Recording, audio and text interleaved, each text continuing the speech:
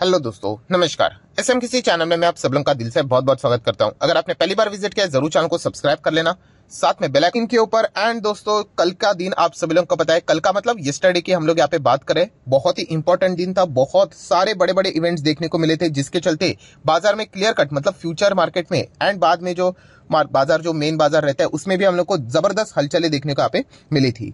So finally inflation का data के चलते इंडियन मार्केट भी एंड उसी के साथ साथ अमेरिका का बाजार भी इंतजार कर रहा था। एंड वैसे देखा गया दोस्तों, तो जो डेटा है वो मतलब देखा गया तो बाजार को निराश करने वाला तो बिल्कुल भी नहीं रहा। एंड इसी के चलते अगर हम लोग यहाँ पे ओवरऑल बातें करें तो हमारा सेंसेक्स ने भी आज ठीक ठाक परफॉर्मेंस दिया है। कोई सुपर डुपर तो नहीं है, 0.5% की तेजी है। पहले तो शुरुआत तो देखी गई तो बहुत ही खराब देखने को मिली थी, गैप डाउन, बट उसके बाद समहाउ बाजार ने अच्छा खासा हम लोग को कमबैक करते हुए देखने को मिला। एंड सेम पैटर्न निफ्टी 50 में भी हम लोग को देखने को यहाँ पे मिली थी। मतलब शुरुआत की अगर हम लोग बात करें, लाल निशान में गया था तो लिटरली मतलब बहुत ही बुरा लग रहा था, क्योंकि इतना अच्छा परफॉर्मेंस दिखाया था। अमेरिकन बाजार से भी कोई वैसा तो प्रेशर वाली सिचुएशन तो क्रिएट नहीं हुई थी। तो आज का दिन तो अगर हम लोग बात करें तो लाल निशान में बंद होना बिल्कुल भी डिजर्व नहीं होता था। तो चलिए अच्छी बात है, बाद में हम लोग को अच्छा खासा यहाँ पे बूस्ट मिला। एंड समवेयर अराउंड 100 पॉइंट की तेजी निफ्टी 50 ने भी अप्रोक्सीमेटली यहाँ पे दिखा दी।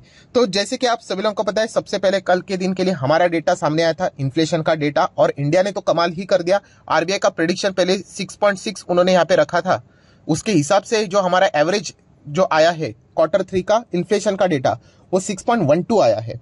तो इतना शानदार तरीके से, मैं ओवरऑल इन्फ्लेशन की बात कर रहा हूं, अगर आप सिर्फ दिसंबर की बात करेंगे तो 5.7 के आसपास हम लोग को देखने को मिला, 5.72। सो ओवरऑल इंडिया की अगर हम लोग बात करें दोस्तों, बहुत ही कमाल, मतलब आरबीआई ने जो बोला था पहले से ही कि अगर क्रूड अगर यहाँ पे 105 106 के नीचे रहता है डॉलर प्रति बैरल, तो हम लोग यहाँ पे आने वाले समय में इजीली इन्फ्लेशन का जो हमारा 6% का दायरा है उसके अंदर यहाँ पे आ सकते हैं। एंड उसी पाथ पे फिलहाल इंडियन मार्केट हम लोग को साफ चलते हुए देखने को यहाँ पे मिल रहा है। उसी के साथ साथ सबसे इंपॉर्टेंट बात है नो डाउट अमेरिकन बाजार में भी कल के दिन हम लोग को इन्फ्लेशन का डेटा देखने को मिला। एंड डिट्टो मतलब मैच हो गया, 6.5% का एक्सपेक्टेशन था। यूजुअली कभी थोड़ा प्लस होता है या फिर माइनस होता है, जिसके चलते बाजार में एक्सट्रीम तेजी या फिर एक्सट्रीम गिरावट हो जाती है। बट कल के दिन आपको मैंने जो लाइव रिकॉर्डिंग भी था वो भी आपके सामने रखा था, टोटली कंफ्यूज वाला माहौल कि समझ में नहीं आ रहा था कि क्या करें, क्योंकि एग्जैक्ट डॉट 6.5% जो एक्सपेक्ट किया था वही इन्फ्लेशन का डेटा अमेरिकन बाजार ने यहाँ पे पेश किया। सो इसके चलते हम लोगों ने देखा भी था फ्यूचर में कोई मूवमेंट नहीं था। अगर तेजी भी आ गई तो फटाक से लाल कैंडल्स भी बंद रहे थे।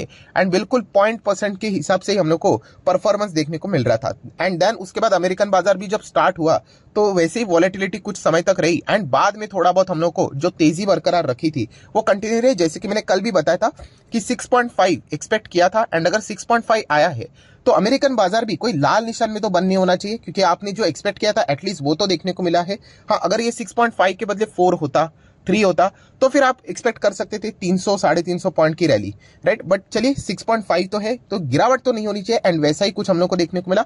अमेरिकन बाजार में भी लगभग 200 सवा 200 पॉइंट की तेजी देखने को यहाँ पे मिली। सो ओवरऑल अगर हम लोग बात करें दोस्तों, तो अच्छा ही परफॉर्मेंस हम लोग को फिलहाल तो देखने को मिला। इन्फ्लेशन अभी धीमे धीमे धीमे करके हम लोग को कम होते हुए देखने को यहाँ पे मिल रहा है।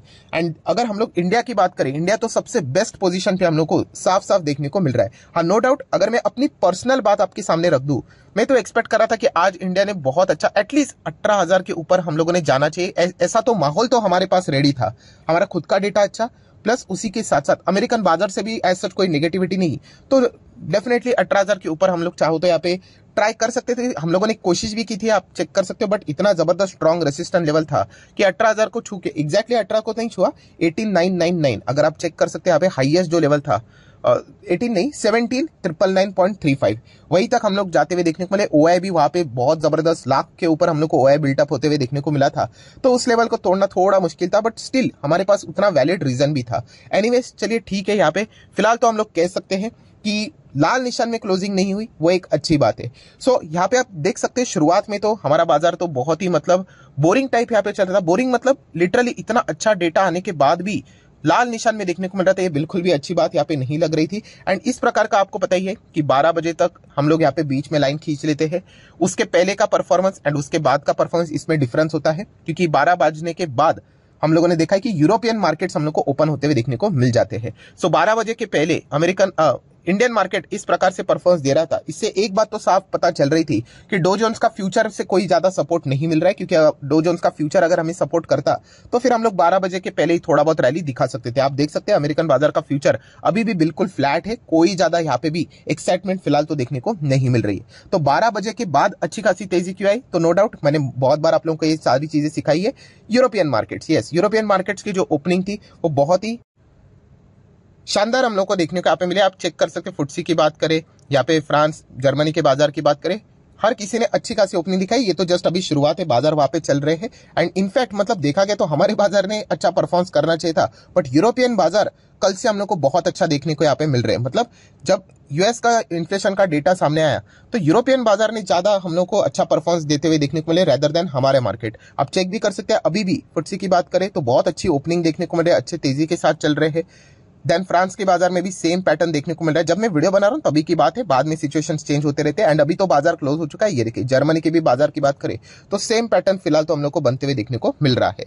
तो देखा गया तो आप सभी लोगों को मैंने बता चुका हूं कि जब भी बाजार में एज सच कोई एक्सटर्नली हम लोग को कोई एक ट्रिगर पॉइंट नहीं मिलता है, अननेसेसरली रीजन नहीं मिलता है उसके चलते बाजार में प्लस माइनस करने के लिए, तो ये नॉर्मल से जो इंडिकेटर्स होते हैं उसके हिसाब से हम लोग को ट्रेडिंग होते हुए बाजार में देखने को मिल जाती है। एंड ऐसे ही यूरोपियन बाजार की पॉजिटिव ओपनिंग के चलते इंडियन मार्केट में हम लोग को एक शानदार तरीके से रिकवरी देखने को मिली एंड पॉजिटिव क्लोजिंग भी होते हुए देखने को यहाँ पे मिली है। सो ये तो सारी चीजें अभी यहाँ पे हो चुकी है। अभी हम लोग यहाँ पे बात करेंगे, आप सभी लोगों को पता है आने वाले नेक्स्ट इंपॉर्टेंट ट्रिगर पॉइंट्स कौन से है, बट उससे पहले आप देख सकते हो कि हमारे जितने भी इंडाइसेस थे उसमें से एफएमसीजी एंड फार्मा हल्के से हम लोग को डाउन देखने को मिले। बाकी सारे सेक्टर ने लिटिल बिट अच्छा ही परफॉर्मेंस यहाँ पे किया है। मेटल तो अच्छा ही करेगा क्योंकि चाइना से रिलेटेड थोड़ा बहुत पॉजिटिव खबर देखने को यहाँ पे मिल रहा है। एंड पीएसयू बैंक्स तो अच्छा ही कर रहे हैं। यहाँ पे भी हम लोग को अलग अलग ब्रोकरेजेस के जो रिपोर्ट्स है वो पॉजिटिव देखने को मिल रहे हैं। नो डाउट पीएसयू के जो वैल्यूएशन है वो बहुत ही कमाल के हैं, बट वहाँ पे जो गुड गवर्नेंस का इशू चलता है इसके चलते बहुत बड़ा पैसा लगाने के लिए बहुत सारे लोग कतराते भी है। क्योंकि हिस्ट्री अगर आप देखोगे,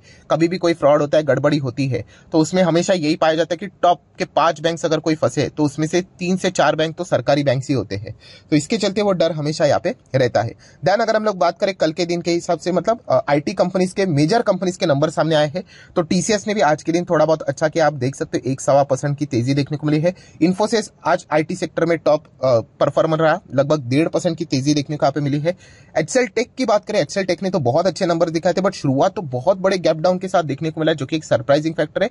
बट बाद में हम लोग देख सकते हैं बाजार का सपोर्ट भी मिला, तो इसके चलते अच्छी तेजी देखने को मिले। वैसे इन चीजों के चलते आपने अगर as a investor HCL tech को खरीदा होगा तो बेचना नहीं होता है, ये एक नॉर्मल सी ट्रेडिंग प्रक्रिया चलती रहती है। सो इन सारी चीजों को हम लोग को आज के दिन देखने को यहाँ पे मिला है। अभी दोस्तों हम लोग यहाँ पे बात करने वाले बाजार का नेक्स्ट इंपॉर्टेंट ट्रिगर पॉइंट, कौन से इंपॉर्टेंट पॉइंट्स है तो आप सभी लोगों को पता है। Q4 मतलब क्या, मैं रिजल्ट की बात नहीं कर रहा हूं, मैं बात कर रहा हूं दोस्तों इन्फ्लेशन का Q4, एंड उसमें हम लोग ऑलरेडी आ चुके हैं। मतलब Q4 क्या होता है, जनवरी, फरवरी and March. So January start हो चुका है एंड इन्फ्लेशन का दोस्तों यहाँ पे अगर हम लोग बात करें, जो प्रेडिक्शन था आरबीआई के ओर से कि यहाँ पे जो 6% का जो दायरा है उसके अंदर हम लोग यहाँ पे आएंगे बाय मार्च 23। बाय मार्च 23 मतलब वही Q4 जैसे ही यहाँ पे खत्म होगा, जनवरी फेब एंड मार्च जैसे ही खत्म हो जाएगा, तो अप्रैल मंथ में जो इन्फ्लेशन का डेटा सामने आएगा, तो इंडिया का जो 6% का जो टॉलरेंस लेवल है अपर साइड पे इन्फ्लेशन का, उसके अंदर हम लोग आते हुए देखने को मिलेंगे।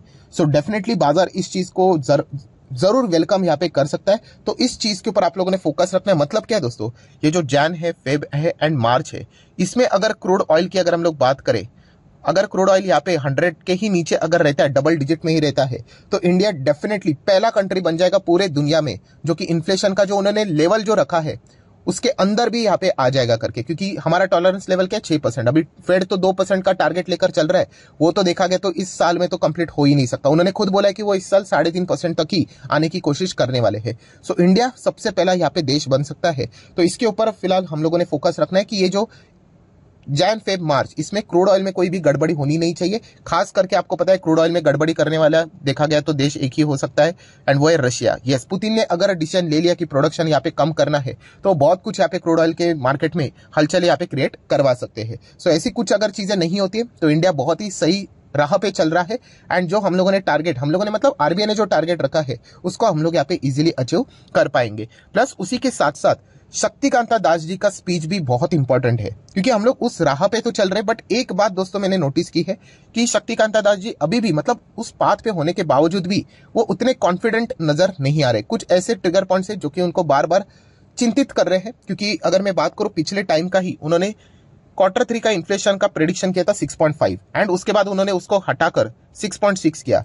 ये एक बात बताती है कि उनको किसी चीज की तो यहाँ पे चिंता है, खास करके क्रूड की तो हो ही सकती है, राइट। उसी के साथ साथ विंटर में मानसून का एक टेंशन देखने को यहाँ पे मिल रहा था, वो तो फिलहाल तो अभी हम लोग को वाइप आउट होते हुए देखने को मिल रहा है। तो ऐसे और भी कुछ चीजें हम लोग को देखने को यहाँ पे मिल रही है। सो अगर शक्तिकांता दास जी की कोई स्पीच सामने आ जाती है, इंटरव्यू सामने आ जाता है, अगर उनमें वो कॉन्फिडेंट नजर आ जाते हैं तो डेफिनेटली बाजार उस चीज को पॉजिटिवली रिएक्ट यहाँ पे कर सकता है। सो जरूर आरबीआई की ओर से शक्तिकांता दास जी का अगर कभी इंटरव्यू रहेगा तो उसके ऊपर आप लोग अच्छा खासा फोकस रख सकते हो। अगर हम लोग एमपीसी की बैठक की बात करें, वो तो अभी बजट के बाद ही होने वाली है, ये भी आप लोगों को पता होना चाहिए। एंड वही सबसे बड़ा अभी ट्रिगर पॉइंट है दोस्तों, कौन सा? अभी इंडियन मार्केट की अगर हम लोग बात करें, इन्फ्लेशन हो गया, ये हो गया, वो हो गया, अभी सबसे इंपॉर्टेंट ट्रिगर पॉइंट है बजट। यस, बजट के मतलब हिस्ट्री के मुताबिक अगर हम लोग बात करें, जब भी बजट आता है तो बहुत बड़े मतलब बहुत बार हम लोग को बाजार में वॉलेटिलिटी देखने को यहाँ पे मिल जाती है, राइट। एंड ये तो बजट इस सरकार का आखिरी यूनियन बजट रहेगा, उसके बाद इंटरिम बजट रह सकता है, बट जो फुल फ्लेजेड बजट का अपॉर्चुनिटी है सरकार को फिलहाल वो अभी मिल रहा है, उसके बाद इलेक्शंस रहेंगे। तो इसीलिए ये वाला बजट से थोड़ी ज्यादा उम्मीदें भी बाजार कर सकता है। एक नॉर्मल साइकोलॉजी आप सभी लोगों को यहाँ पे पता ही है कि आखिरी टर्म में यूजुअली मतलब बोलते हैं ना, गुड न्यूज प्रोवाइड करने की कोशिश वो यहाँ पे कर सकते हैं। सो इन सारी चीजों के ऊपर बाजार का फोकस रहने वाला है, एंड बजट यही एक वो पॉइंट है। एंड शक्तिकांता दास जी की कमेंट्री, ये मतलब आप बोल सकते हैं ये कुल मिला के 2 पॉइंट्स है जिसके चलते बाजार हम कह सकते हैं यहाँ पे थोड़ा बहुत कंसर्न है, इसके ऊपर वो अच्छा खासा फोकस यहाँ पे रख रहे हैं। मतलब अल्टीमेटली अगर हम लोग बात करें, इतना अच्छा परफॉर्मेंस आने के बावजूद भी बाजार को डर किस बात का है कि शक्तिकांता दास जी अभी इस डेटा के चलते क्या रिएक्शन देते हैं, point number 1। And point number 2, budget में यहाँ पे क्या चीजें होती है कि नहीं, क्योंकि हमेशा बजट में एक प्रॉब्लम होता है, over expectation, right. And over expectation आपको पता है उसका एंड क्या होता है, फुलफिल नहीं होती है तो डेफिनेटली गिरावट आ जाती है। तो इसीलिए ये एक 2 डर हम लोग को फिलहाल तो बाजार में देखने को मिले, जो कि एक नॉर्मल डर है, हमेशा बाजार में इसी प्रकार की चीजें चलती रहती है। एंड विदेश से तो हम लोगों के ऊपर हमेशा लटकती हुई तलवार है, अगर विदेश के बाजार में कुछ गड़बड़ी हो जाती है तो इंडियन मार्केट तो आपको पता है बाय नेचुरल हम लोग को नीचे आते हुए देखने को मिल जाएगा। सो आशा करता हूं दोस्तों वीडियो हेल्पफुल लगा होगा, तो जरूर लाइक एंड शेयर कर देना। Demat account